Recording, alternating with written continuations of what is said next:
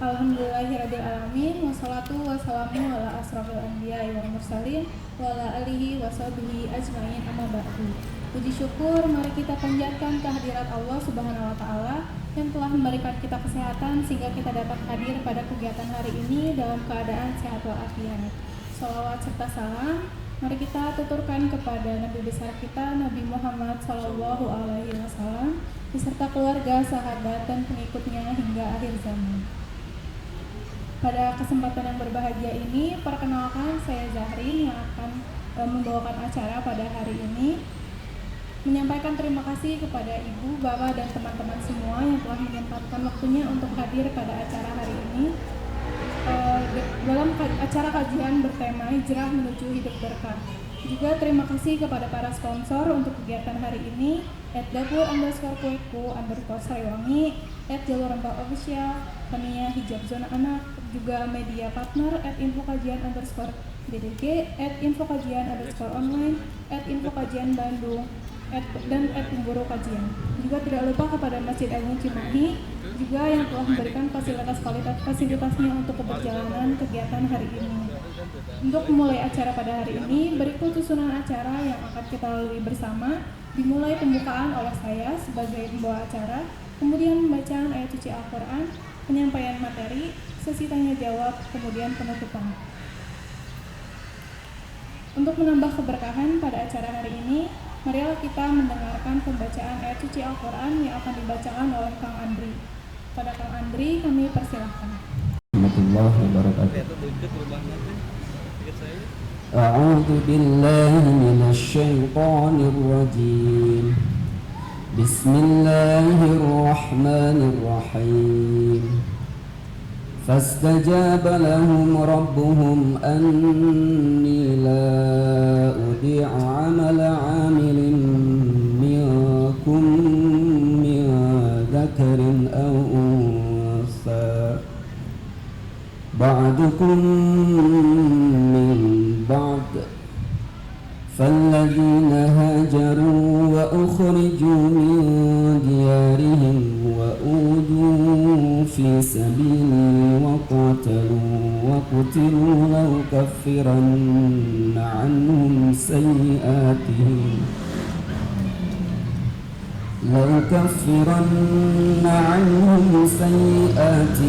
ولأدخلنهم جنات تجري من تحتها الأنهار ثوابا من عند الله والله عنده حسن الثواب.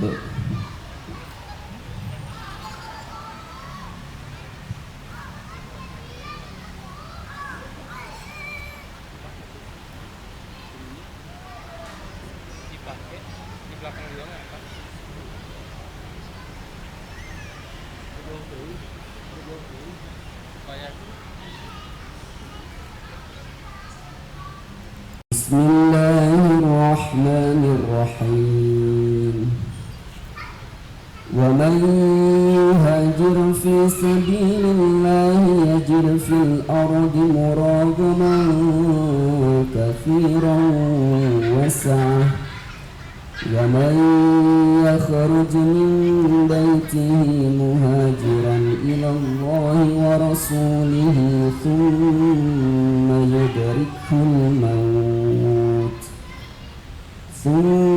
يدركه الموت فقد وقع أجره على الله وكان الله غفورا رحيما. Sadaqallahul azim wa nahnu ala dzalika minasyahidin. Wassalamualaikum warahmatullahi wabarakatuh.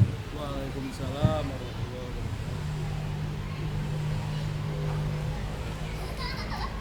Jazakallah khair kepada Kang Andri atas santunan ayat suci Al-Qur'annya.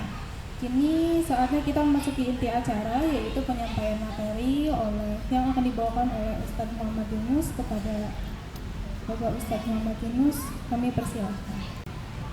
Bismillah. Berdiri atau duduk panitia? Bebas. Hah? Bebas. Bebas. Sambil duduk boleh ya, campur-campur boleh ya? Ya. Maklum umur ya.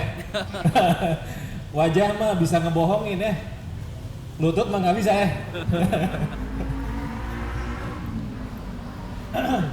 Campur lah ya.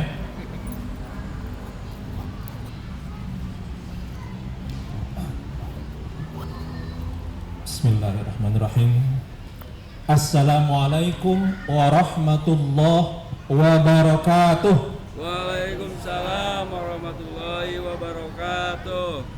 Innal hamdalillah nahmaduhu wa nasta'inuhu wa nastaghfiruh wa na'udzu billahi min sururi anfusina wa min sayyiati a'malina may yahdihillahu fala mudhillalah wa may yudlil fala hadiyalah.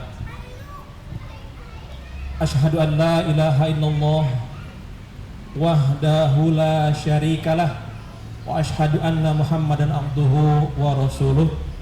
Rabbis rahli sadri wa yassirli amri wahlul 'uqdatam min lisani yafqahu qawli. Amma ba'du. Pertama-tama marilah bersama-sama kita ikrarkan dalam hati kita berulang kali supaya kita senantiasa ingat innal hamdalillah, bahwa ujian itu hanyalah milik Allah. Nahmaduhu wa nasta'inuhu wa nastaghfiruh. Milik Allah pujian, kepadanyalah kita bergantung dan kepadanyalah kita memohon ampunan. Dan saya khususnya wa na'udzubillahi min sururi anfusina, berlindung kepada Allah dari jeleknya hati saya yang bicara di depan ini. Wa min sayyiati a'malina, dan dari jeleknya amal saya. May yahdihillahu fala mudhillalah, dan saya yakin bahwa kalau Allah berhak memberikan hidayah kepada Bapak Ibu semua, teman-teman semua, may yahdihillahu fala mudhillalah, tidak ada yang bisa menyesatkan kalian. Wa may yudlil fala hadiyalah, tapi sebaliknya, kalau saatnya disesatkan tidak ada yang bisa menyelamatkan. Amma ba'du. Juga selamat datang di makom yang sangat mulia. Ini adalah rumahnya Allah, di mana mulai masuknya kita dari gerbang, apalagi ke dalam bagian dalam, kita disunnahkan untuk melangkah dengan kaki kanan dan mengucapkan, masa nggak tahu doa masuk masjid? Allahumma ftahli abwaba rahmatika. Kita berdoa masuk ke tempat ini kepada Allah, ya Allah, bukakan untuk saya pintu-pintu kasih sayang-Mu ya Allah.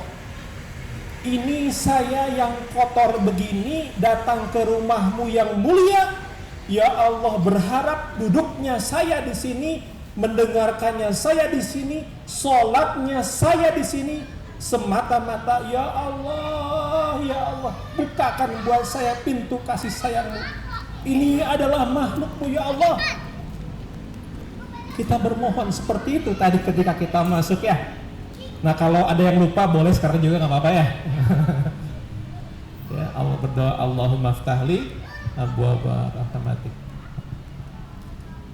Bapak Ibu, betapa bersyukurnya kita diizinkan oleh Allah bisa duduk di tempat ini, hadir pada hari ini, atau pada majlis-majlis yang sebelumnya pun Betapa kita bersyukurnya kepada Allah karena kita diizinkan oleh Allah untuk menyebut namanya. Kita diizinkan oleh Allah untuk mendengarkan ayat-ayatnya. Betapa banyak saat ini orang-orang yang belum diizinkan, tidak diizinkan oleh Allah.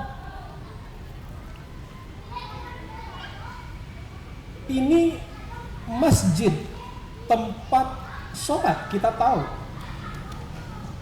Tapi kita pun tahu bahwa ketika azan berkumandang, entah subuh, entah zuhur, entah asar, tidak semua orang yang mendengar seruan untuk sholat mau untuk meletakkan dahinya di bumi Allah untuk merendahkan dirinya dalam sujud sholatnya.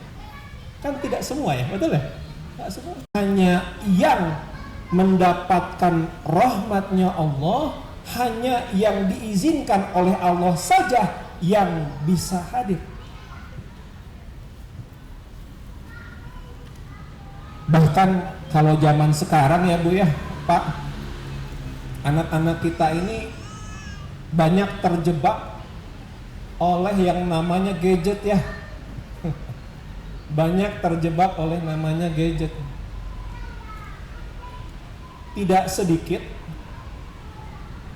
kalau kita, siapapun yang mungkin pernah ya gitu ya, sholat subuh ke masjid, jalan begitu ya, kita melihat ada orang mendengar azan, tahu waktunya sholat, tapi dia tidak bisa lepas dari namanya gadgetnya. Ada banyak ya Bu ya, banyak. Nauzubillah. Jadi kita bersyukur kepada Allah, diizinkan ya Allah, alhamdulillah ya Allah, ini saya diizinkan untuk bisa menyebut namanya. Loh, emang kenapa? Bapak Ibu, kalau kita nih contoh nih Bapak Ibu nih contoh, kita sebel nih sama seseorang, sebel nih sama orang, gak suka nih sama seseorang, saking gak sukanya sama ini orang, kita nggak mau nih Pak Amprok Jongkrok, cek orang Sundanya, nggak mau nih ketemu wajah tuh, nggak mau ya, ada gitu, ada banyak ya, nggak mau ketemu tuh, nggak mau, ada yang gitu, ada. Atau bahkan kalau nama-nama kita disebut oleh dia, kita nggak suka, sebel banget nama-nama saya disebut, pengsin deh. Saking nggak sukanya, betul. Maka demikian pula dengan kalau Allah tidak suka kepada seorang hamba, maka Allah nggak kasih kesempatan dia ketemu dalam sholat-sholatnya, betul? Nggak dikasih kesempatan buat sholat, nggak dikasih sholat sama Allah, nggak dikasih kesempatan untuk berdoa kepadanya, nggak dikasih. Itu saking Allah nggak suka sama orang itu. Demikian pula apalagi menyebut namanya, nggak suka Allah. Maka daripada itu kita bersyukur nih, pada hari ini kita diizinkan oleh Allah. Bapak Ibu sekalian, hari ini beberapa hari menjelang pergantian tahun Hijriyah 1446 Hijriyah adalah saat-saat yang mana orang bilang ini adalah saat-saat menjelang pergantian tahun. Maka alangkah sangat bersyukurnya kita menjelang pergantian tahun ini, kita dikasih kesempatan oleh Allah untuk duduk sejenak, melihat hari ini, melihat ke belakang, dan melihat ke depan. Kan gitu ya? Ini mau masuk tahun baru. Buat kita orang Islam, tahun itu ya cuma satu, tahun baru. Ya tahun baru Islam buat kita, ya kan?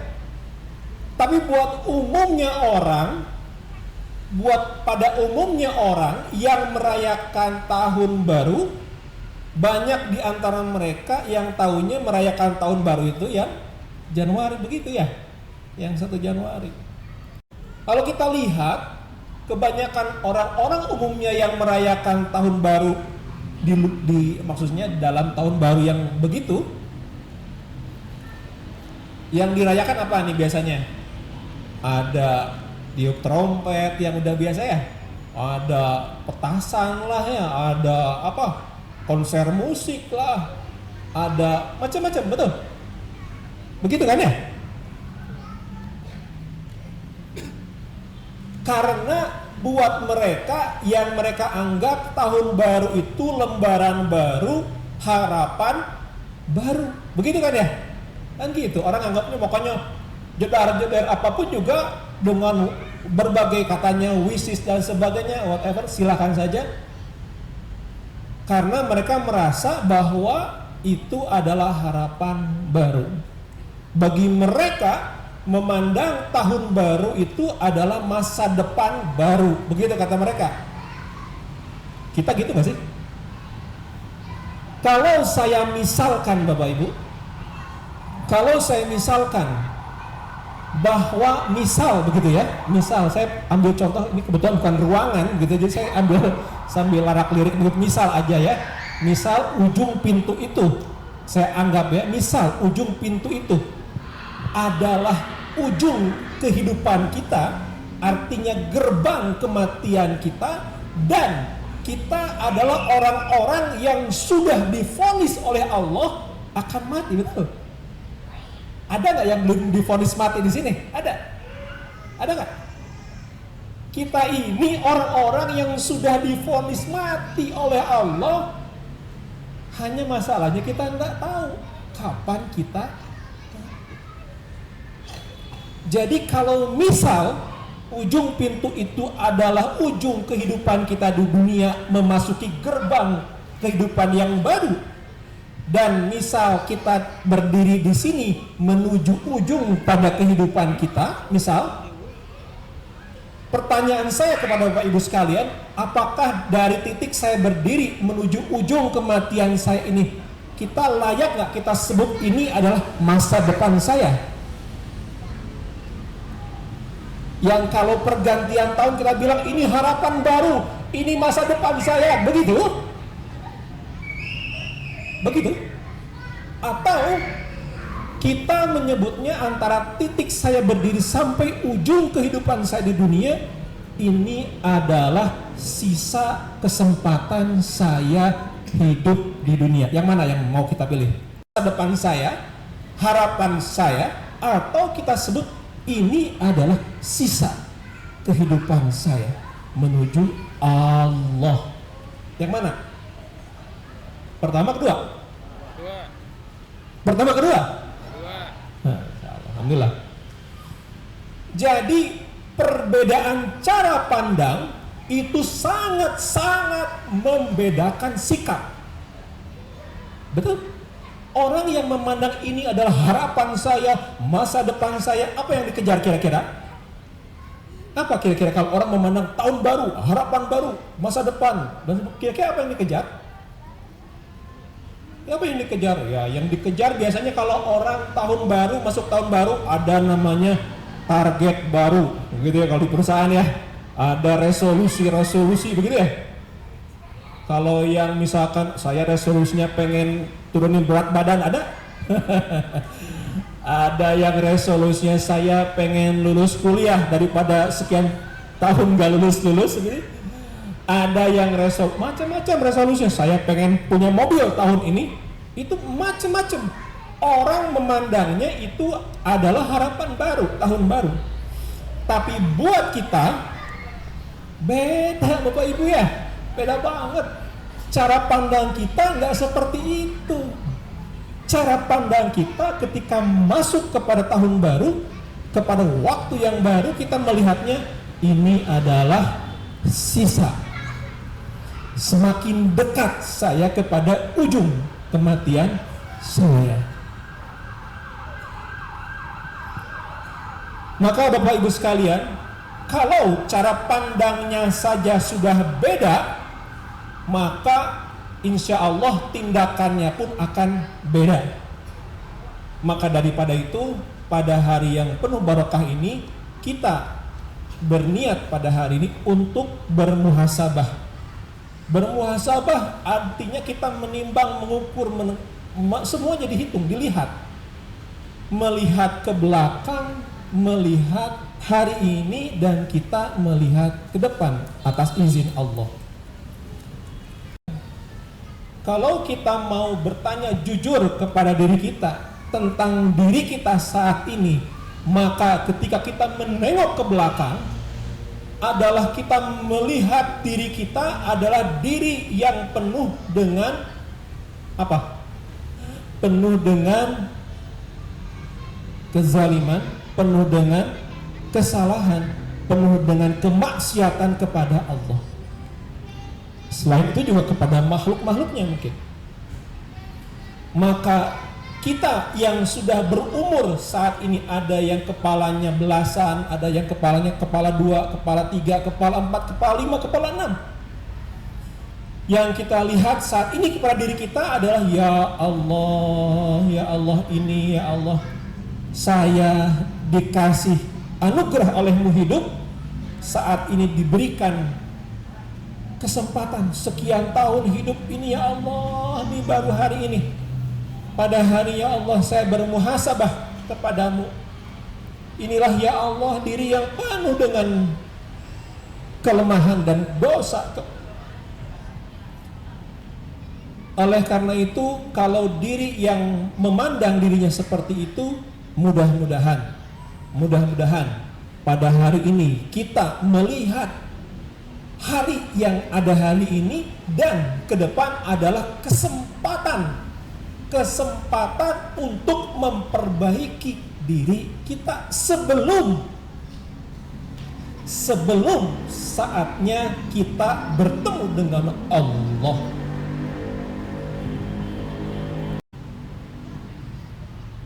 Ada orang yang saking sibuknya begitu, ada orang yang saking terlenanya, banyak orang yang terlenanya dengan dunia kehidupannya saat ini, ketika dipertemukan dengan kematiannya, Allah mengabarkan dalam Al-Quran. Kalau ada yang bawa Al-Quran juga boleh nanti dilihat.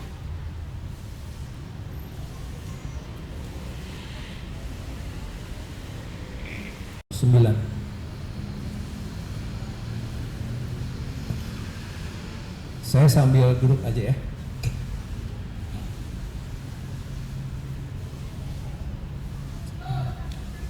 Sudah ketemu Al-Mu'min 99.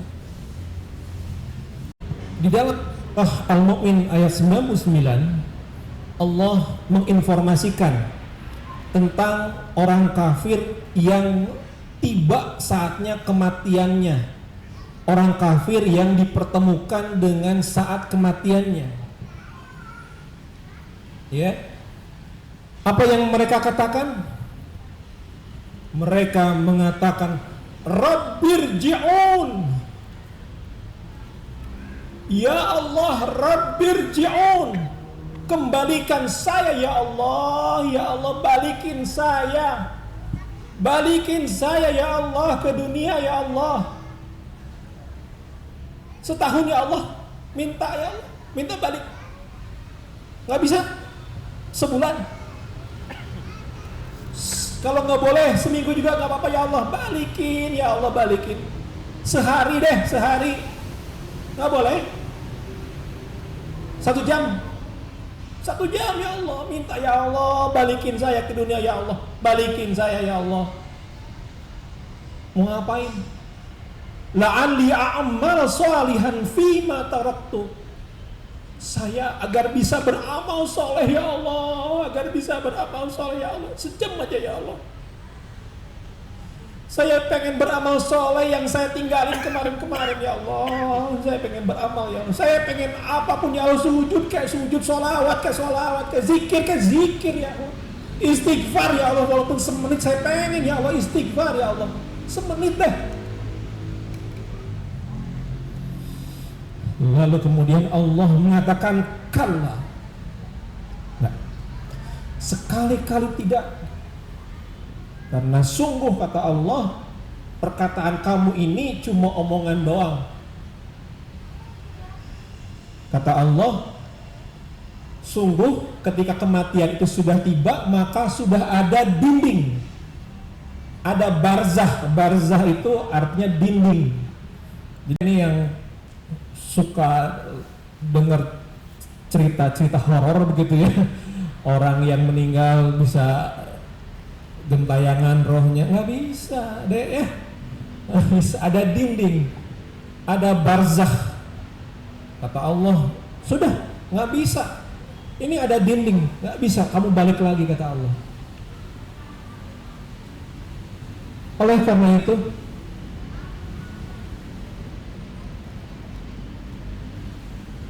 pada saat ini, pada titik ini, kalau kita merasa diri ini adalah kesempatan, sebagai kesempatan, maka marilah kita hadirkan hati kita ini untuk bermunajat kepada Allah.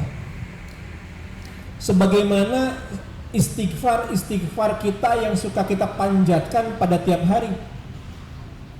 Pengakuan diri kita kepada Allah dan atas diri kita. Ada yang tahu sayyidul istighfar? Pada tahu kan ya? Pada tahu. Allahumma anta rabbi, ya Allah engkau adalah Rabb kami. Kan wa ana abdika, ya Allah ini adalah hambaku ya Allah. Wa ana ala ahdika, dan saya adalah hamba yang terikat dengan perjanjian denganmu ya Allah. Inilah diri yang terikat dengan perjanjianmu ya Allah. Perjanjian apa? Perjanjian minimal, perjanjian kita pada saat di alam roh, kita berjanji untuk menjadikan Allah sebagai Rabb. Alastu birabb bikum qalu bala syahid. Bahkan ketika di dunia kita pun berjanji dengan asyhadu alla ilaha illallah wa asyhadu anna muhammadar rasulullah. Ya Allah, ini jiwa diri yang terikat dengan janji ya Allah. Ini diri ya Allah. Wa ana ala ahdika wa wa'dika mastata'tum. Ya Allah, saya ini sedang belajar untuk mencoba konsisten, belajar untuk taat ya Allah sebisa saya, mastata'tum.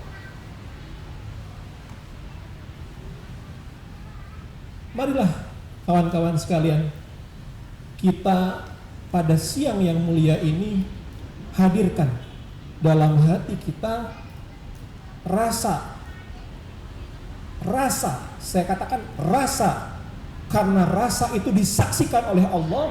Rasa itu akan menjadi akan menjadi bukti kita pada saat kita menghadap Allah.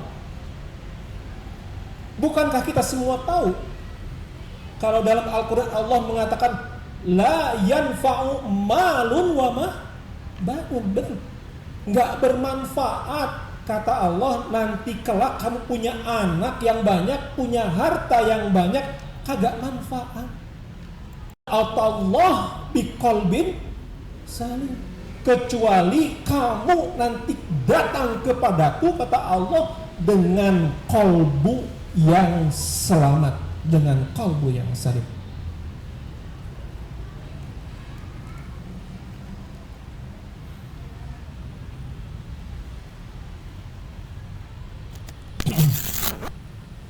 Bapak Ibu sekalian, kalau saat ini kita mensyukuri nikmat, kita punya keyakinan, alhamdulillah, sejelek-jeleknya gini juga ya Allah saya masih yakin. Betul? Masih yakin, alhamdulillah. Kita masih bisa sholat, alhamdulillah. Tapi hati-hati Bapak Ibu, rezeki kita betul Allah sudah jamin. Anak-anak kita yang masih kecil itu juga Allah sudah jamin rezekinya. Tapi nasib kita belum dijamin apakah kita akan selamat atau tidak. Hati-hati. Oleh karena itu, kalau kita melihat dalam Ali Imran ayat 106, boleh dilihat. Ali Imran ayat 106.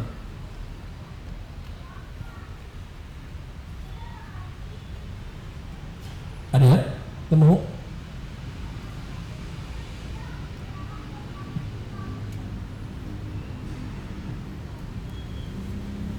Dalam ayat 106 Allah mengisahkan, menceritakan tentang kejadian pada saat nanti dibangkitkan setelah kiamat, setelah hancur semuanya kehidupan, dan Allah berkehendak menghidupkan kembali, membangkitkan semua manusia dan makhluk-makhluk yang Allah kehendaki untuk dibangkitkan. Pada hari itu kata Allah, yauma tabyad wujuhu wa taswaddu wujuh. Pada hari itu ada wajah yang glowing, ada wajah yang berseri-seri, ada wajah yang senang. Ketika dibangkitkan ada wajah yang happy.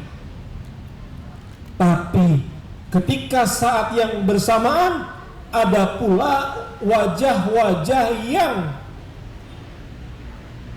sedih, stres, bermuram durja, bahkan warnanya sampai hitam legam, kata Allah.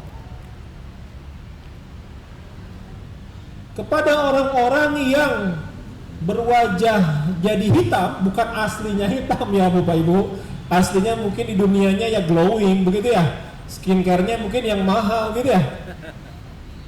Tapi Allah izinkan nanti di yaumil akhir dia dibangkitkan dalam keadaan wajahnya hitam. Ditanya sama Allah, nih ngeri Pak kalau saya lihat pertanyaannya Allah ini Pak. Di ayat berikutnya 107 Allah mengatakan, bertanya kepada orang yang hitam legam itu, akafartum ba'da imanikum. Kata Allah, kamu sih kenapa kafir setelah kamu beriman?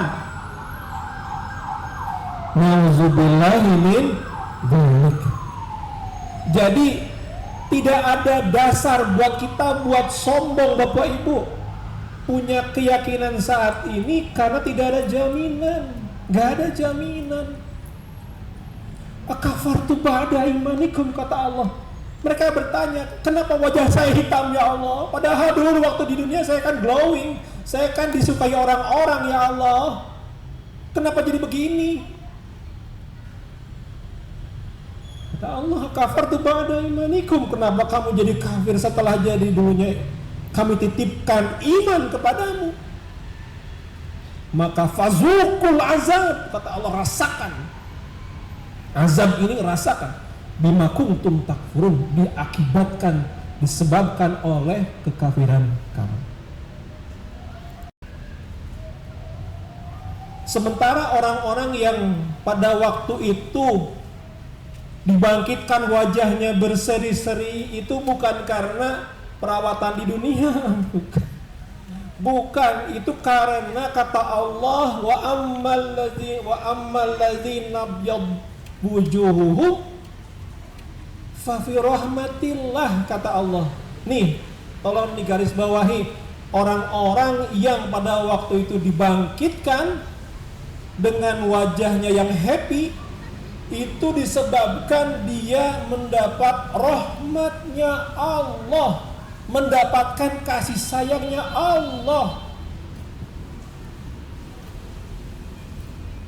Jadi Bapak Ibu, belum tentu orang yang ilmunya banyak belum tentu orang yang amalannya banyak, belum tentu orang yang mungkin sholatnya paling khusyuk, puasanya paling banyak itu ada jaminan. Gak ada. Kata Allah, fafi rahmatillah, hanya orang yang disayang sama Allah itu yang akan dijamin oleh Allah. Loh, terus gimana caranya saya pengen disayang sama Allah? Nih, ada rumusnya. Ada rumusnya kalau pengen disayang sama Allah. Ada peribahasa, tak kenal maka ta'aruf. Tak kenal maka tak sayang. Ya. Gimana kamu bisa disayang sama Allah kalau kamu tidak kenal Allah lah yang menciptakanmu, Allah lah yang memberikan rizki kepadamu, Allah lah yang mengatur segala urusanmu. Dialah Allah Azza wa Jalla. Bentuk kita kenal, wujud kita kenal itu dibuktikan dengan kita ingat. Contoh nih Bapak Ibu ya, contoh. Bapak Ibu nih contoh kalau keluar kota, misal gitu ya. Tiba-tiba keinget anaknya. Nah, biasanya pengen beliin apa gitu ya. Begitu ya? Itu kan sayang ya. Karena kita inget sama anak akhirnya dibawain. Tapi ibu bawain juga nggak buat tetangga kira-kira? Hah? Bawain juga nggak? Kadang-kadang. Kadang-kadang kita bawain, kadang-kadang juga kagak. Atau sama orang yang nggak dikenal, bawain juga nggak oleh-oleh? Enggak ya gitu ya, kagak, karena kan nggak kenal. Jadi kalau mau disayang sama Allah, ya berarti kitanya juga mesti ingat sama Allah. Ya, kita lihat dalam Al-Quran, fazkuruni azkurkum. Kata Al-Quran, ingat padaku, aku ingat padamu. Gitu ya, luar biasa. Kita ingat sama Allah, Allah bakal ingat sama kita. Makanya saya suka mengingatkan pada anak-anak saya sendiri, kepada semua rekan-rekan yang saya sayangi, jangan tinggal sholat. Kenapa? Ya karena sholat itu dizikri. Sholat itu diperuntukkan untuk mengingat aku, kata Allah ya. Jadi kalau tidak sholat, gimana caranya kita bisa berikatan sama Allah? Nggak bisa. Iya, Bapak Ibu. Nah, jadi kalau sudah tahu nih rumusnya rahmat, kemudian kita bertanya nih, atau kalau saya pengen kasih permisalan yang lain soal rahmat, mungkin saya kasih misal yang lebih gampang lagi. Saya ambil contoh. Bapak Ibu, ini kita punya anak yang saya contohin, anak-anak yang masih kecil ini yang ada di keliling kita ya. Ibunya udah mah susah mengandung 9 bulan ya, capek menyusui hampir 2 tahun begitu ya, membesarkannya begitu. Kalau misalkan itu anak ibu masih bayi begitu, misal anak bayi ibu teh ngompolin ibu sendiri, kira-kira ibu luncat atau ngalungkan budak itu? Hah? Entahnya tidak ya. Coba bayangin, itu anaknya udah nyusahin, ngompolin, tapi ibu kok masih mau gitu ya? Kena kalau diompolan ogenya, tenanawannya, tenanawan. Itu artinya apa? Ibu dititipin sifat rahmat oleh Allah kepada anaknya. Itu. Jadi udah mulai kebayang nih rahmat itu seperti apa? Disayangi gitu ya. Kurang lebih begitu. Jadi walaupun udah salah berkali-kali salah, banyak kesalahan, banyak dosa, banyak lupa, banyak nggak ingatnya, wah doraka ya pokoknya nama Allah teh nyaaheun keneh ka urang, gitulah kurang lebih. Kartos.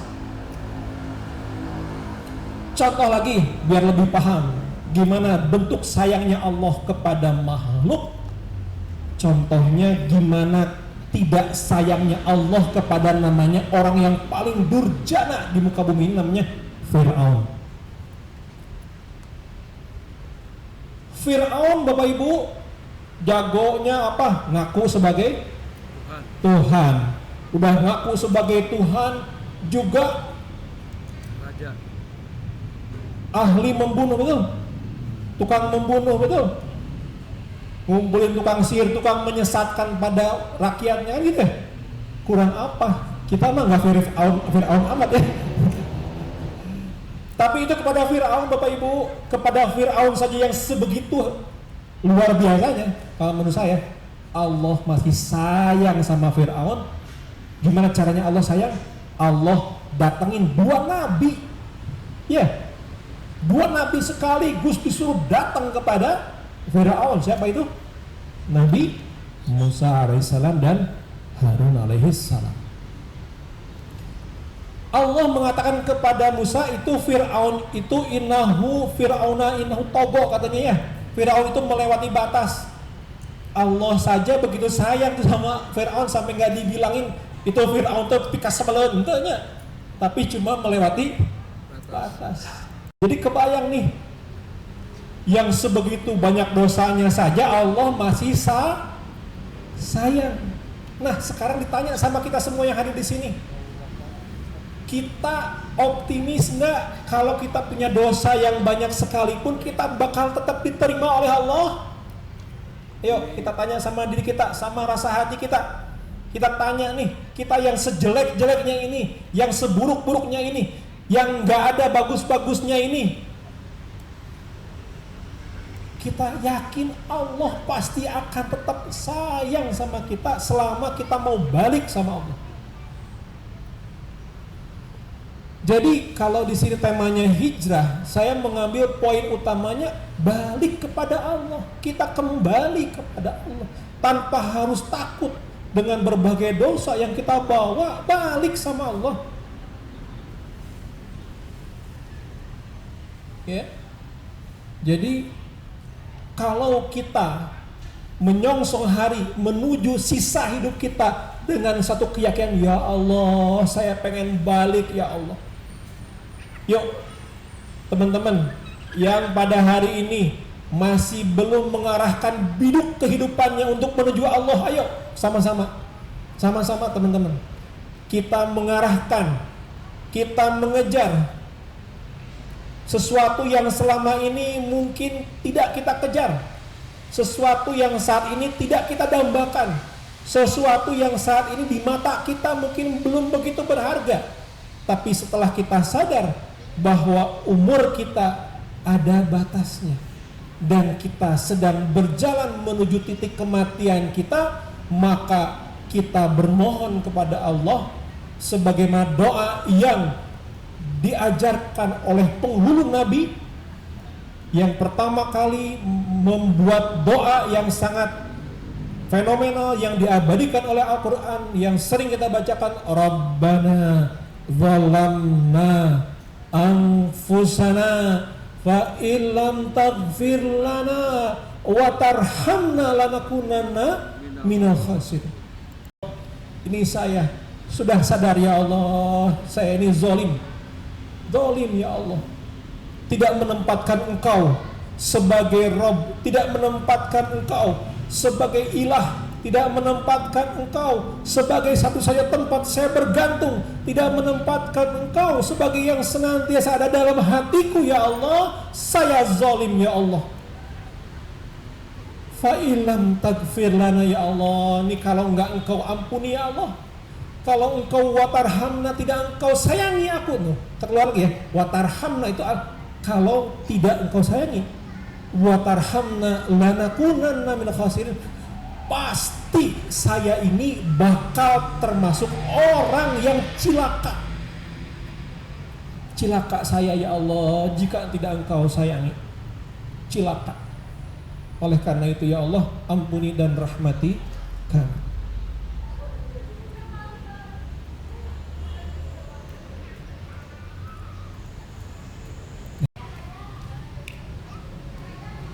Baik, jadi Bapak Ibu sekalian, Kalau kita sudah menyadari bahwa yang harus jadi resolusi, yang harus menjadi sesuatu yang ingin kita gapai di tahun yang baru ini, di tahun yang mendatang, tiada lain adalah hajat terbesar hidup kita, yakni ampunan dan rahmatnya Allah belaka. Kalau itu tidak menjadi hajat besar kita, mau sampai kapan Bapak Ibu kita terus-terusan hidup hanya untuk dunia? Mau sampai kapan oleh Allah? Sudah jelas, daftar panggilannya sudah jelas, kita termasuk dalam daftar panggilan tersebut. Jadi kalau kita tidak menempatkan resolusi terbesar kita untuk hidup kita di masa besok, kalau Allah izinkan kita hidup di tahun yang baru ini, ya Allah izinkan di tahun yang baru ini, ya Allah saya ingin menghampirimu, ya Allah, ingin datang kepadamu, ya Allah, saya ingin bergerak menujumu, ya Allah, saya ingin menujumu, ya Allah. Mohon ya Allah, ampuni dulu saya, ya Allah. Aghfir lana ya Allah, wa tarhamna ya Allah. Rahmati saya ya Allah, sayangi saya ya Allah. Jika tidak Engkau sayangi saya dulu ya Allah, cilaka saya ya Allah. Maka poin pertama menuju tahun yang baru, menuju tahun Hijriah yang baru, kita sama-sama yuk kita tekadkan dalam diri kita sesuatu yang besar yang ingin kita gapai. Wallahu alam umur kita berapa hari lagi, berapa bulan lagi, berapa tahun, wallahu alam. Tapi ya Allah, ini yang ingin saya kejar. Maghfirahmu ya Allah, rahmatmu ya Allah. Supaya kita ini punya kejelasan arah begitu ya. Bukankah dalam setiap sholat kita suka berdoa ihdinas siratal mustaqim. Kita 17 rakaat minimal yang wajib, kita senantiasa memohon kepada Allah, ya Allah tuntun saya kepada jalan yang Engkau, kepada orang-orang yang sudah Engkau beri nikmat, ya Allah. Siapa? Mereka an'ama alaihim minan nabiyyin was syuhada was sadiqin was syuhada was sholihin, dalam surat An-Nisa 69. Bahwa orang-orang yang Allah beri nikmat itu bukanlah orang-orang yang dikasih harta yang banyak, bukan orang-orang yang dikasih gemerlapnya dunia, bukan orang-orang yang dikasih banyak kemudahan dalam dunianya, bukan. Di mata Allah, orang-orang yang sudah diberi nikmat adalah orang-orang yang tadi, 4 kategori tadi. Kalau enggak nabiyin, shodiqin, syuhada, sholihin. Kalau nabiyin mungkin kita agak belum kebayang seperti apa karena kita tidak bertemu wajah. Tapi kalau kita mau melihat para syuhada, kita bisa melihat bagaimana para syuhada di Palestina pada saat ini. Kita bisa melihat berbagai keajaiban hati. Ingat, bukan keajaiban mereka tahan di bom, bukan. Keajaiban hati orang-orang Palestina kita bisa melihat. Mereka dengan segala keterbatasannya, dengan segala berbagai siksaan yang mereka terima, dia masih bisa mengucapkan alhamdulillah ala kulli hal. Dia masih bisa mengatakan ya Allah, terima kasih ya Allah atas kulli hal, atas segala sesuatu. Mereka adalah orang-orang yang Allah beri kecukupan hatinya. Allah beri kecukupan itu dalam hati. Orang kaya itu bukan orang yang bro di juru, bro di pantok, ngalah di tengah imam. Bukan itu orang yang kaya. Orang yang kaya Allah beri anugerah kecukupan hati. Dia terima apapun yang Allah kasih, alhamdulillah ala kulli hal. hatinya luar biasa. Itulah hati-hati yang siap menjadi syuhada. Kita bisa melihat benar kata Allah, mereka orang-orang yang sudah diberi nikmat oleh Allah, bukan model kita kali ya. Bapak Ibu, jadi kalau hari ini minimal dalam pengajian ini poin pertama kita dapat, poin pertama dulu minimal kita dapat minimal kita menyongsong hari esok, kita bermunajat kepada Allah, ya Allah izinkan saya kembali kepadamu ya Allah, izinkan saya balik kepadamu ya Allah, izinkan saya mengarahkan hidup kehidupan ini kepadamu ya Allah. Sekotor apapun saya di belakang saya, sekotor apapun saya selama ini ya Allah. Bapak Ibu, ada dalam hadis qudsi yang sangat terkenal,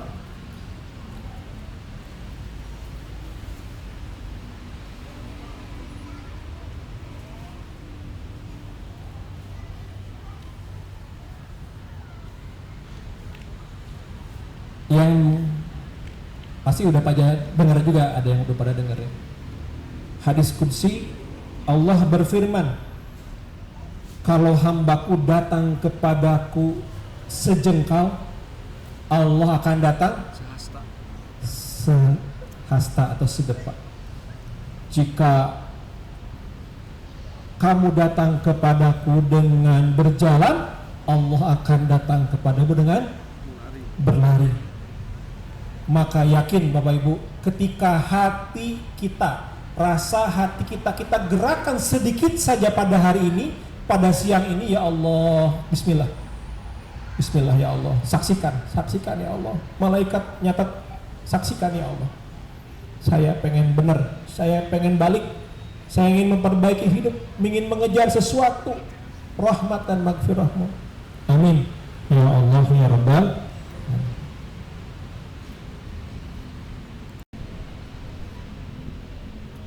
Itu yang pertama. Yang kedua, ketika kita sudah punya niat seperti itu, kita berharap Allah memberikan rahmat untuk diri ini, Allah sayangi diri ini, lantas kita tanya, ya Allah, terus saya gimana ya Allah, bimbing saya ya Allah. Maka Allah dengan cekatan, Allah sudah langsung jawab kepada kita. Kata Allah dalam Al-Quran, wa ma arsalnaka illa rahmatan lil alamin. Apa artinya? Allah mengatakan, buat kalian-kalian yang pengen rahmat aku, kata Allah, nih aku utus Nabi. Kalau pada akhir zaman berarti ada Nabi Muhammad sallallahu alaihi wasallam. Wa ma arsalnaka, kata Allah, nih tidak aku utus buat kalian semua illa, kecuali untuk menjadi bukti sayangnya Allah kepada kalian. Paham? Kalau kita sudah ada dalam hati kita pengen rahmatnya Allah, pengen disayang sama Allah, siapa nih wujud yang mau saya ikuti supaya saya tetap disayang sama Allah? Kata Allah, gampang nih, udah ada nih wujud daripada yang akan menyayangi kalian sebagai wujud kesayangannya, sayangnya Allah kepada kalian. Ya, ini diutusnya Nabi Muhammad sallallahu alaihi wasallam. Bahkan tidak hanya buat orang yang beriman, Nabi Muhammad juga sudah membuktikan bentuk sayangnya kepada orang yang belum dikasih iman. Begitu ya, betul? Banyak ya. Nah, Bapak sekalian, kalau kita pernah melihat dalam Al-Quran, baik kita sama-sama lihat dalam surah At-Taubah ayat 128. Silakan.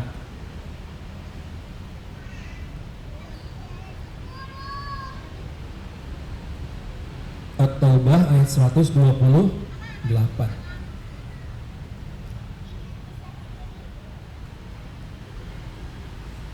Sudah ketemu?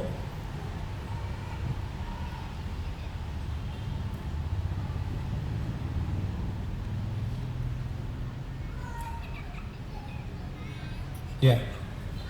Mari kita lihat dan kita baca. Auzubillahi minasyaitonir rajim. Laqad aziz, besar rasa yang dirasakan oleh Nabi Muhammad kepada kalian, penderitaan kalian. Loh, emangnya Nabi Muhammad ini melihat kita gitu? Emangnya Nabi Muhammad ini tahu gitu kan, kita 1446 tahun saja berjarak dengan beliau. Kok bisa Nabi Muhammad tahu, merasakan, bahkan bukan hanya tahu, Nabi Muhammad merasakan berat. Rasa hatinya berat. Dengan apa penderitaanmu? Bapak Ibu sekalian, makanya kalau kita melihat, sering kita melihat dalam cuplikan tayangan dari orang-orang yang di Palestina yang saat ini, Allahu yarham mereka, semoga dalam rahmatnya Allah, dalam kasih sayangnya Allah. Banyak di antara mereka yang mengatakan, ya Nabi Muhammad, ya Rasulullah, lihatlah umatmu ya Rasul. Begitu ya? Sering kita melihat cuplikan begitu ya? Bahkan ketika anaknya syahid, dia mengatakan ayahnya, wahai anakku, sampaikan kepada Nabi Muhammad, nih umat yang sekarang ini gak peduli kepada Palestina.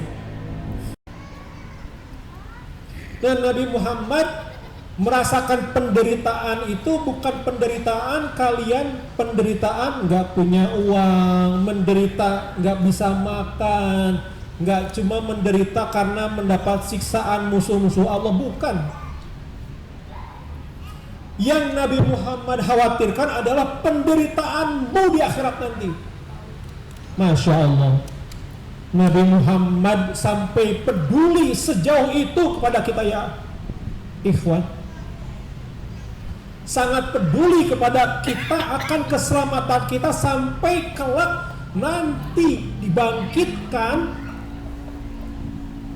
Nabi Muhammad itu orang yang paling sibuk pada saat hari mahsyar, menjadi orang yang paling sibuk mencari-cari umatnya dan bersujud kepada Allah, meminta keringanan mahsyar. Luar biasa Nabi Muhammad.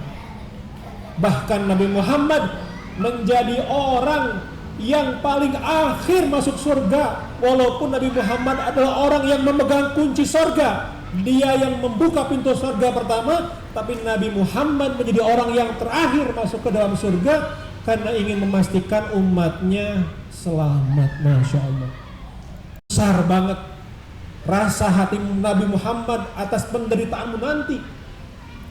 Takut banget Nabi Muhammad. Harisun alaikum bil mu'minin. Nabi Muhammad tuh pengen banget kalian itu punya iman, pengen banget kalian itu menjadi orang-orang yang mukmin, yang sukses. Itu Nabi Muhammad, luar biasa. Dan terakhir, Raufur Rahim. Nabi Muhammad itu sangat belas asih kepada orang mukmin. Bapak Ibu, apa bukan anugerah yang seperti itu? Apa bukan anugerah kita punya Nabi sebaik-baik Nabi, kita punya Rasul sebaik-baik Rasul? Apa bukan anugerah yang besar buat kita? Dikala kalau kita bandingkan hidup tidak ada yang menerangi. Kan enak ya kalau kita misalnya masuk ke dalam ruangan, ini dimisalin, ini kebetulan terang. Kabarnya kalau misalkan di malam gelap, gulita, tidak ada cahaya sedikit pun, di sini kita bukan orang yang pertama ngerti area sini, Misal ini gelap, nggak ada cahaya, saya melangkah mungkin tiba barabuk ditajong, mungkin bakal dijedak, padanya kan begitu ya? Itu logiknya begitu, betul? Kalau tidak ada cahaya, apa kabar Bapak Ibu?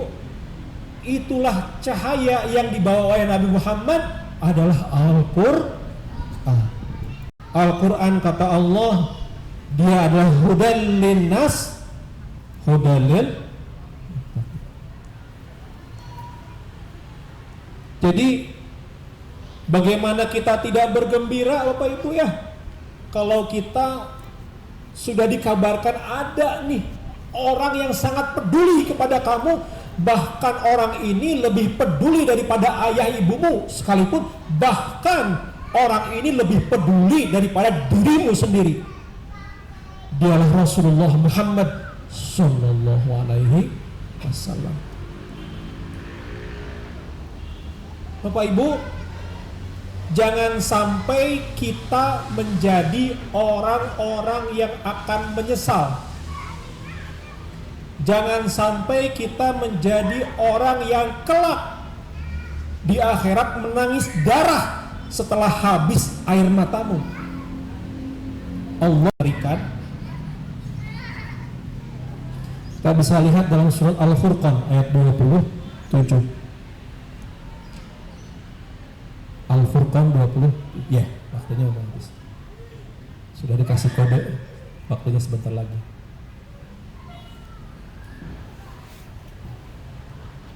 Baik, kita melihat. Auzubillahi minasyaitonir. Saya bacakan bahasa Indonesianya saja biar cepat karena sudah dikasih tahu. Ini sudah mepet. Kita lihat terjemahnya. Kata Allah, ingatlah pada hari ketika orang-orang zalim. Siapa orang zalim?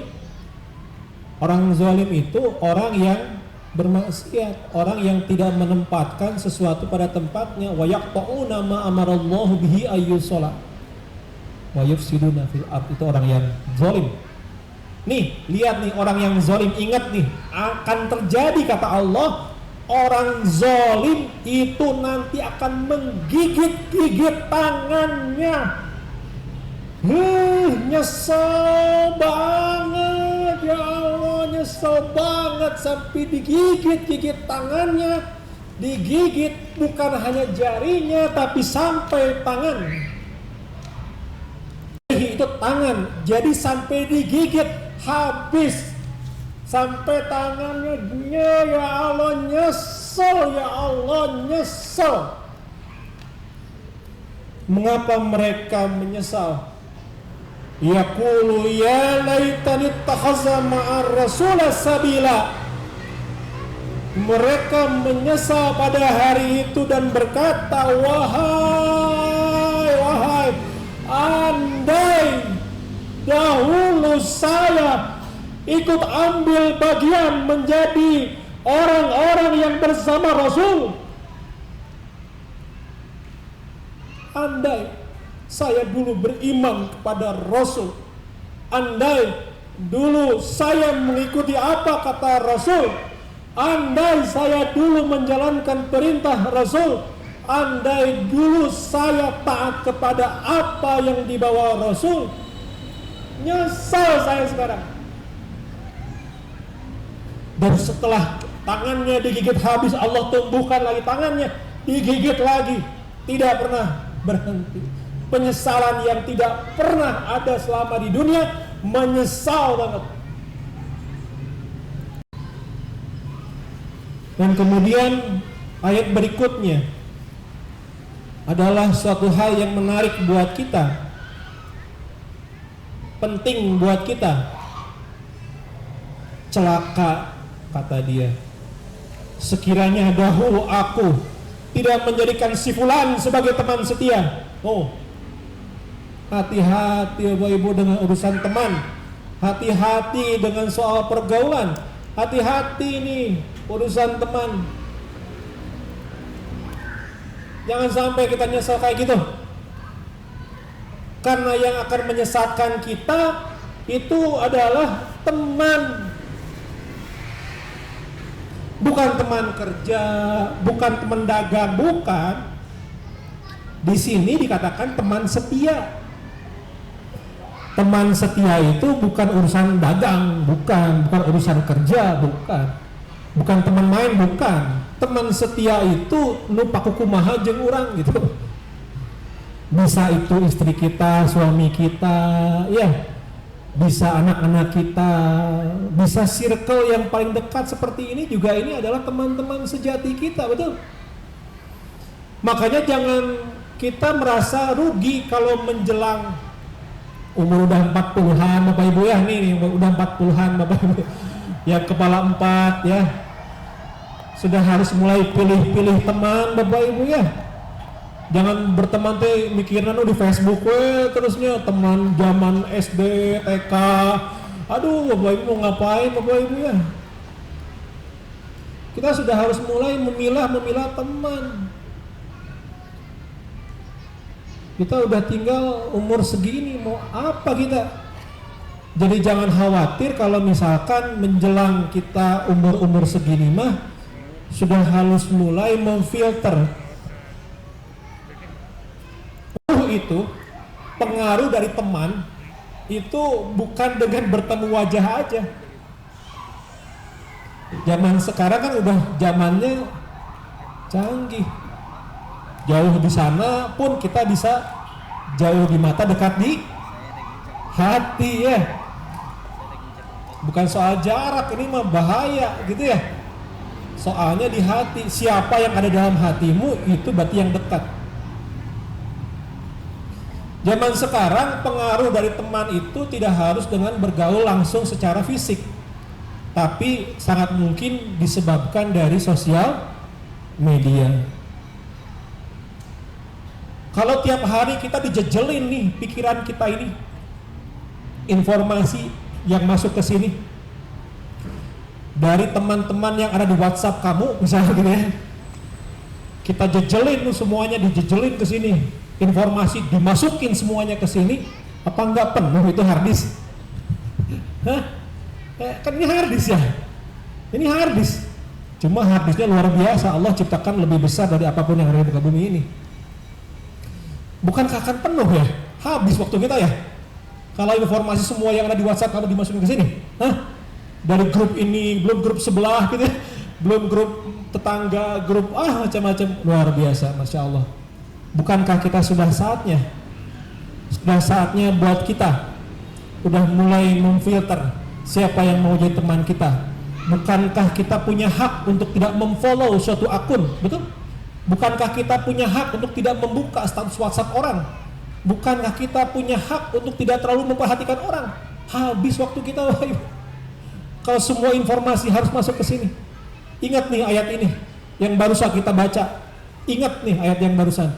Kita jangan sampai nyesel gara-gara temen. Andai saya tidak kenal si fulan, luar biasa. Yang disalahin itu temen. Bapak Ibu sekalian, waktu yang terbatas, saya ke poin 3, poin 4 cuma 2 poin dahulu. Mudah-mudahan pada siang hari yang mulia ini Allah memberikan rahmatnya kepada kita semuanya.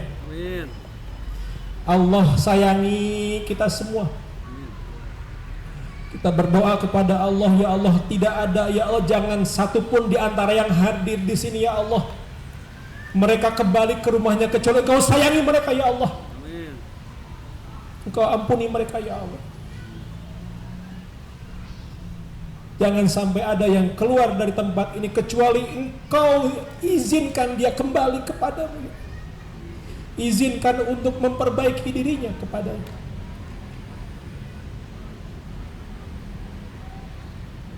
Bapak Ibu sekalian, hidup yang kita miliki ini cuma ini. Kalau selama ini kita hidup, kita isi dengan urusan dunia saja, mau hidup yang mana yang akan diisi untuk ngejar akhirat kita, Bapak Ibu? Hidup kita cuma ini. Kita nggak kayak kucing yang katanya bisa mati berkali-kali katanya. punya nyawanya 9 katanya. Kita nggak bisa. Kita punya hidup, ya ini hidup. Sayangi hidup kita ini dengan memperbaiki kualitas hidup kita karena Allah dan Rasulnya. Yang benarnya dari Allah, yang salahnya dari kesalahan saya sendiri. Aqulu qouli hadza, astaghfirullah li wa lakum. Saya kembalikan dulu ke pembawa acara, katanya waktunya sudah habis. Kepada Pak Ustadz atas ilmunya. Jadi dari materi tadi kita maksimalkan ya, kita manfaatkan momen tahun baru kita ini untuk membuat sebuah resolusi besar, yaitu untuk berhijrah, berubah, juga kembali mendekatkan diri kepada Allah dan mengejar maghfirah Allah. Karena kita harus yakin kasih sayang Allah itu jauh lebih luas, dan tentu dalam proses berhijrah ini kita membutuhkan teman setia yang tadi disebutkan, yang bisa membawa kita berubah menjadi lebih baik. Untuk sekarang kita masuk ke sesi tanya jawab ya, dan untuk ada bocoran sedikit, ada door prize untuk penanya.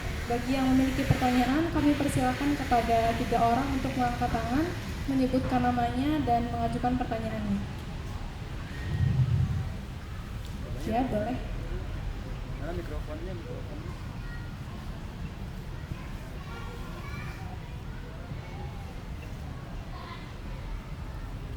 Assalamualaikum warahmatullahi wabarakatuh. Waalaikumsalam warahmatullahi wabarakatuh. Ustadz izin bertanya, terkadang di saat kita lagi semangatnya berhijrah, dan bentuk caranya Allah menguji keimanan kita. Jazakallahu khairan. Wassalamualaikum warahmatullahi wabarakatuh. Waalaikumsalam warahmatullahi wabarakatuh.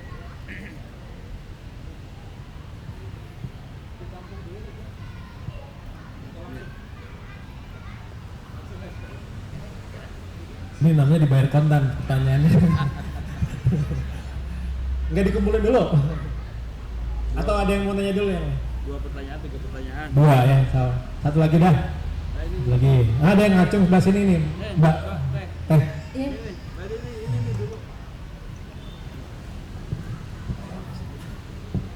Bismillahirrahmanirrahim. Assalamualaikum warahmatullahi wabarakatuh. Terima kasih waktunya, Ustadz. Terus dalam kehidupan sehari-hari itu kita itu dihadapkan dengan sosial, entah itu dengan keluarga, dengan pekerjaan dan yang lainnya. Ini memang tidak lepas dari sifat manusia yang memang suka emosi.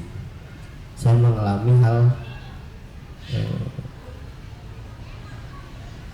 dengan seseorang yang memang awalnya baik, komunikasi yang baik, tetapi di suatu perjalanan membicarakan hal-hal yang memang istilahnya menjadi kita tidak suka dengan beliau. Walaupun dalam hati kita tidak membenci, tetapi di diri saya itu ada sifat yang istilahnya saya jadi nggak mau ketemu orang itu gitu. Bukan masalah bencinya gitu, tapi saya nggak mau, kok saya nggak diam dan nggak apa-apa, tapi kenapa selalu begitu gitu. Jadi sikap apa yang sebaiknya saya harus lakukan tanpa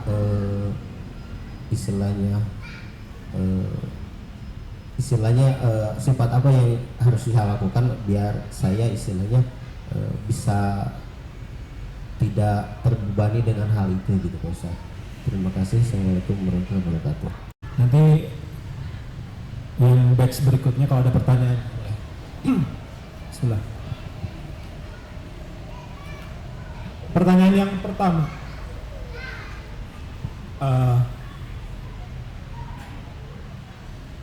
ketika kita bergerak menuju Allah dengan jalan hijrah ilallah wa rasulih,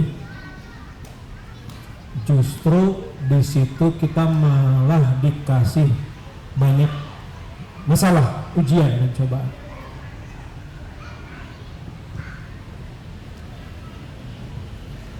Bapak Ibu sekalian, saya justru langsung mengatakan Anda sudah ada pada jalur yang benar. Kenapa? Karena Allah sudah menjanjikan orang yang akan menuju Allah itu pasti akan diuji dengan hal-hal yang dia cintai. Pasti.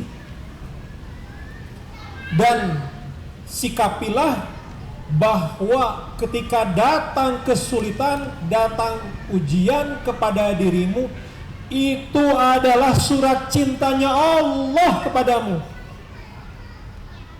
Mengapa demikian?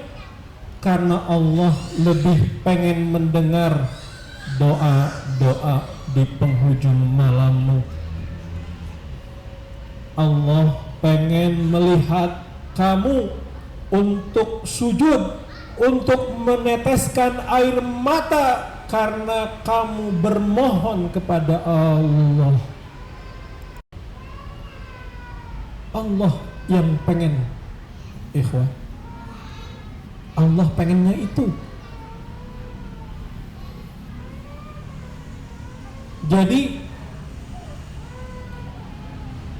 kalau saya sekarang suka melihat apa yang ada contohnya di Palestina, Masya Allah, orang-orang yang sudah dipilih oleh Allah, orang-orang yang dipilih oleh Allah, dalam kesulitan dia tetap melantunkan La ilaha illallah. Luar biasa. Saya belum tentu bisa seperti itu. Dalam kesulitan dia masih tetap Allah, alhamdulillah ala kulli hal. Masya Allah, belum tentu saya bisa. Bapak Ibu, kalau Allah tuh pengen seseorang itu dia cintai, Allah itu cemburu kalau ada dalam hatimu sesuatu selain Allah. Makanya kita melihat ujian kepada Nabi Ibrahim Khalilullah. Khalilullah itu gelar yang luar biasa. Allah sudah kasih dia ini orang yang Allah cinta, kekasihku kata Allah. Ujiannya itu luar biasa. Udah tua, pengen punya anak, sama Allah dikasih, apa nggak seneng? Seneng ya, luar biasa. Anaknya itu hatinya gimana tuh? Dalam hati Nabi Ibrahim ada rasa cinta kepada anak yang itu kan udah berdoa bertahun-tahun tuh dapat Ismail tuh kan. Apa kata Allah? Tinggalin. Ya, tinggalin. Betul? Tinggalin di mana? Di tempat yang tidak ada tanaman, kata Allah tuh dalam Al-Quran baca. Di negeri Mekah itu tidak ada tanaman. Kan cek urang mah ngurus tunjung teuing ya Allah. Bila aku kikir teuing ujian teh. Tapi Nabi Ibrahim tidak berdoa, ya Allah kasih rumah buat anak saya yang ditinggalin, enggak. Ya Allah kasih makanan, enggak. Nabi Ibrahim enggak doa gitu. Nabi Ibrahim cuma berdoa, ya Allah jadikan tempatnya anakku nanti ada tempat orang sholat, baca dalam Al-Quran. Jadikan orang-orang yang datang condong hatinya kepada dia ya Allah. Itu doanya Nabi Ibrahim. Bukti bahwa Nabi Ibrahim dalam hatinya tidak ada bentuk disisakan cinta kepada makhluk. Enggak, tinggalin, ya udah bismillah, tinggalin. Bertahun-tahun balik dari Palestina ketemu lagi anaknya, gimana? Disuruh apa? Disuruh sembelih. Luar biasa. Kita mah nggak gitu-gitu amat ujiannya ya, nggak gitu-gitu amat kita mah. Cuma Allah ngasih figur nih Nabi Ibrahim Khalilullah, contoh kalau mau dicinta itu kayak begini kata Allah. Allah tuh pencemburu, nggak suka dalam hatimu itu ada sesuatu selain Allah. Jawab mudah-mudahan.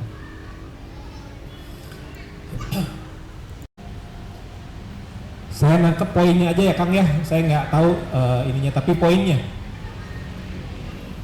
kita nih dalam pergaulan muncul nggak, kita tuh suka muncul jadi nggak suka sama sesuatu, bisa ya, itu bisa terjadi. kita jadi nggak suka sama orang, benci sama orang, itu mungkin. Orang mengecewakan kita, orang sangat membuat kita sakit hati, orang membuat kita sangat menderita. Banyak yang begitu? Banyak. Jadi kalau kita jadi akhirnya nggak suka, jadi benci, manusiawi. Tapi, nah ada tapinya. Belum selesai. Tapi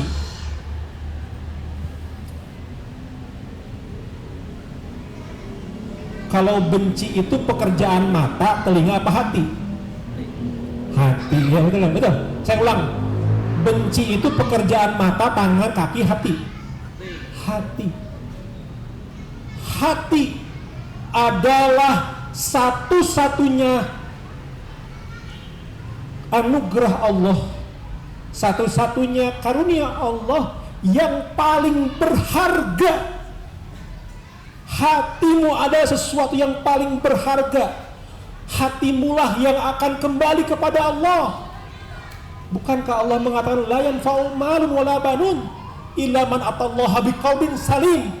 Bukankah yang akan kembali kepada Allah itu adalah qalbun salim, yang selamat, hati yang tidak engkau bumbui dan kebencian sedikit pun.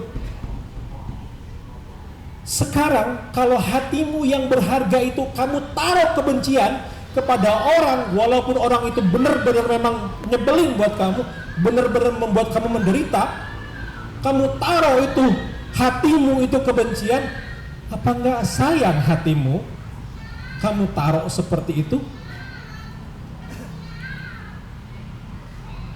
Pak, Bu, bukan hal sepele kalau soal benci. Soal benci itu ngerembet. Kalau kita udah nggak suka sama orang, kita bakal punya penyakit hasad. Hasad itu senang lihat orang menderita dan tidak senang lihat orang suka. Betul? Bahagia. Hasad itu yang akan merusak amalmu. Jadi jangan sepelekan namanya benci. Jangan.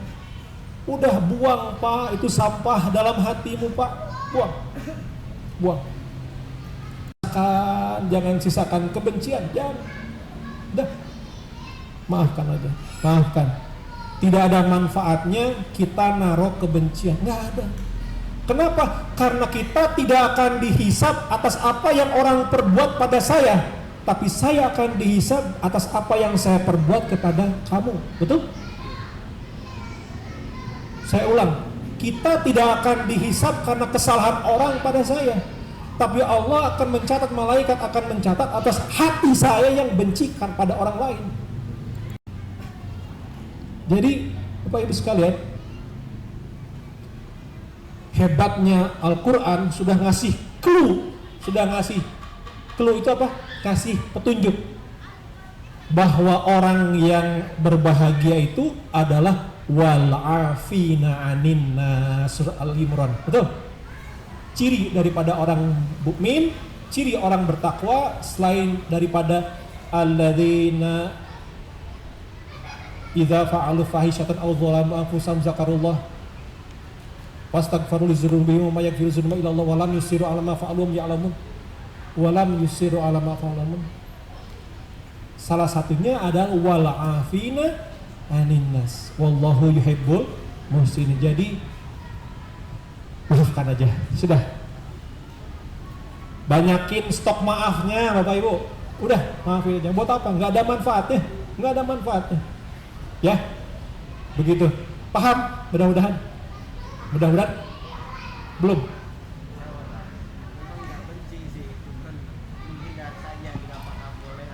Betul. Menghindar, ya. Yang penting menghindar selama hati kita lapang, insya Allah, mudah-mudahan ya, kita doakan. Baik, ada lagi? Tadi ada yang mau nanya lagi? Batch kedua. dua pertanyaan cukup nggak? Waktunya tinggal 2 pertanyaan gitu ya. Ya, assalamualaikum warahmatullahi wabarakatuh. dalam hal mencari teman gitu ya Pak, kalau kita menguswah kepada Rasul, apakah harus mencari teman atau meng-create teman gitu, membuat apa istilahnya ya membentuk sebuah pertemanan gitu, atau kita yang harus menghindar? Kalau tadi kan istilahnya harus pilih-pilih kan gitu ya, tapi kalau di era sekarang kayaknya butuh teman Pak gitu, asal jangan jadi maut aja. Nah kira-kira tipsnya gitu ya, gimana Pak? Kudrah dan iradahnya Allah, bukan saya yang mampu, tapi Allah yang memampukan kita bisa berteman. Maka kalau kita punya akidah yang bersih bahwa tidak ada sesuatu yang Allah hadirkan dalam hidup kita kecuali Allah yang mengirimkannya, betul? Maka yang pertama harus kita sikapi adalah yang Allah hadirkan, sudah Allah hadirkan terlebih dahulu sebelum mencari yang baru gitu maksudnya. Jadi sebelum kita berusaha untuk mencari komunitas yang lebih baik pun, kita melihat dulu yang sudah Allah hadirkan dalam hidup kita. Kalau kita mampu mensikapi bahwa yang Allah hadirkan dalam hidup kita saat ini adalah pemberian Allah, dan ini yang terbaik dari Allah, dari sisi Allah untuk kita, Allah pasti tidak mungkin menghadirkan kecuali yang terbaik buat kita. Maka syukuri apa yang sudah Allah hadirkan bagi kehidupanmu saat ini, dan lakukan yang terbaik buat mereka. Kebaikan sekecil apapun buat mereka adalah mudah-mudahan menjadi dasar Allah akan memberikan berjuta-juta kebaikan yang lain. Saya kebetulan melihat kisah ini yang ada diceritakan oleh Koh Denny Slim yang baru haji kemarin ya. Dia menceritakan tentang adanya seorang yang meninggal saat umroh, padahal dia dulunya nggak pernah sholat, gitu ya, nggak pernah sholat, nggak pernah ke masjid, begitu ya, boro-boro gitu, tapi ya mengaku muslim, gitu ya. Kemudian ada seseorang yang dikasih isyarah oleh Allah, mimpi sampai 3 kali. Dalam mimpinya tersebut disuruh oleh yang dalam mimpinya itu untuk mengajak si bapak yang tara sholat tadi untuk diajak umroh, diajakin umroh sampai 3 kali. Berarti sudah yakin ini isyarah. Dan akhirnya didatangin itu si bapak yang tara sholat tadi, diketuk, dikenalin, salam. Kemudian to the point, bapak saya mau ngajak bapak umroh. Luar biasa kagetnya, tapi karena qadarullah, Allah yang sudah ngatur demikian, berangkatlah umroh. Sampai akhirnya singkat cerita dalam umroh tersebut, si bapak tadi meninggal saat sujud di depan Ka'bah Baitullah. Masya Allah, Masya Allah. Si bapak yang tadi ngajak umrohnya nggak meninggal. Yang meninggal itu yang diajaknya, yang tara sholat sebelumnya. Kemudian ditanyakan kepada keluarganya, kenapa kok bisa begitu? Pasti ada sesuatu, pasti ada amalan yang membuat bapak ini Allah takdirkan bisa begini. Diceritakan dalam kisahnya bahwa keluarganya menceritakan, betul memang bapak ini tara sholat wajib bahara ke masjid komo gitu ya, tapi bapak ini punya amalan, yakni dia punya harta di mana setengah hartanya dia infakkan untuk fakir miskin. Dan salah satu daripada yang fakir miskin itu seorang tua renta, ibu-ibu janda. Dia dalam kesempatan pernah mendoakan si bapak yang mensedekahkan itu, didoain bisa umroh. Luar biasa Bapak Ibu. Jadi apa maknanya? Bukan soal umrohnya. Poin utamanya, POV-nya, point of view-nya adalah jangan menyia-nyiakan sekecil apapun kebaikan kepada sekeliling kita, yang ada di sekeliling kita, yang Allah sudah anugerahkan kepadamu, yang sudah Allah kasih dalam kehidupanmu. Terlepas daripada itu Allah perjalankan kita ketemu yang lain, silahkan.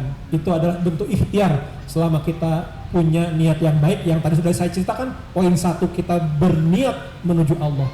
Saya yakin kalau sudah niat pengen hijrah karena Allah, Bapak pasti akan disingkirkan oleh teman-teman yang gak suka, betul?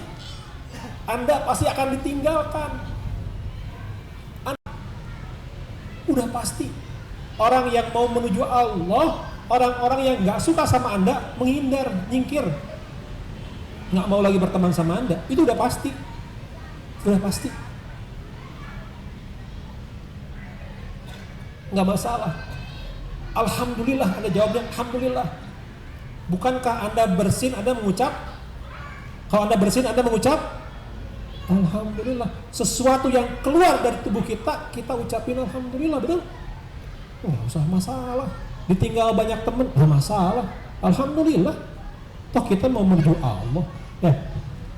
Demikian Bapak Ibu, saya kira sudah selesai. Saya mohon maaf atas segala kekurangan. Aku qouli hadza astaghfirullah li wa lakum. Wassalamualaikum warahmatullahi wabarakatuh. Waalaikumsalam warahmatullahi wabarakatuh. Ya, bermanfaat bagi kita semua. Untuk sesi selanjutnya diberi kesempatan kepada satu hadirin lagi, khususnya akhwat ya, karena tadi Iwan sudah 2 untuk menyampaikan kesimpulan dan kesan-pesan mengikuti kegiatan hari ini. Boleh satu orang dari akhwat?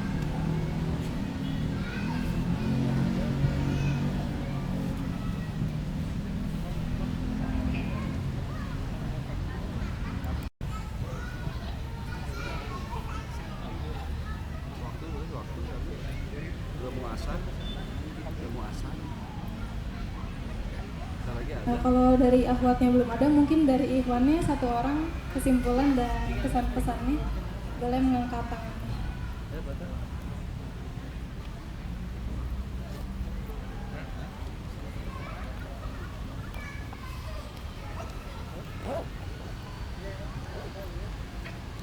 Yang pelajaran yang bisa saya petik terutama ya, intinya kita introspeksi diri untuk di usia kita saat ini ke depan, bahwa ini kesempatan menuju titik akhir kehidupan kita untuk dipersiapkan. Dalam kesempatan itu kita harus bisa memilih wadah, tempat, teman, sahabat yang bisa membuat perjalanan kita lebih disukai atau dicintai Allah. Intinya yang akan membawa kita menuju gerbang yang diridhoi Allah. Kehidupan kedepannya, dan mungkin bisa membawa saya terutama keluarga menjadi ke arah yang lebih baik. Insya Allah kalau ada kesempatan lagi, ini menjadi motivasi saya untuk ke depan, menjadi giat lagi untuk menjadikan pribadi saya lebih baik di acara-acara selanjutnya. Terima kasih atas kesempatannya di mushaf ini. Mudah-mudahan semua yang hadir di sini Allah berikan rahmat kepada kita dan juga memberikan keselamatan kepada kita dan keluarganya. Mudah-mudahan kita juga niat atau keinginan atau mungkin keluarga yang di sekitar kita ada sakit atau ada masalah, mudah-mudahan Allah mudahkan. Terima kasih. Itu saja yang bisa saya sampaikan. Assalamualaikum warahmatullahi wabarakatuh. Assalamualaikum warahmatullahi wabarakatuh. Waalaikumsalam warahmatullahi wabarakatuh. Alhamdulillah, sebetulnya baru pertama kali hadir di mushaf ini, bertatap muka langsung gitu ya. Kalau misalnya mengikuti online itu ada 2 kali ya, ada 2 kali. Kesannya Ya mungkin jadi pelajaran yang lebih baik lagi ke depannya untuk saya mungkin ya. Jadi pelajaran berharga buat saya. Mungkin itu saja, tidak banyak yang bisa saya ucapkan. Terima kasih. Assalamualaikum warahmatullahi wabarakatuh. Berdoa dulu.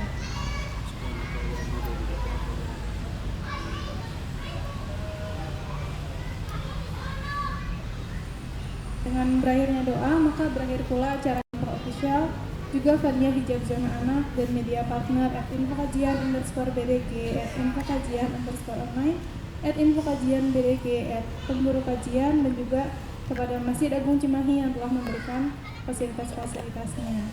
Mungkin sebelum Bapak Ibu dan teman-teman bubar untuk melanjutkan kegiatannya masing-masing, kita ada sesi foto bersama dulu ya. Untuk ikhwannya di depan dan akhwatnya di belakang menghadap ke sana.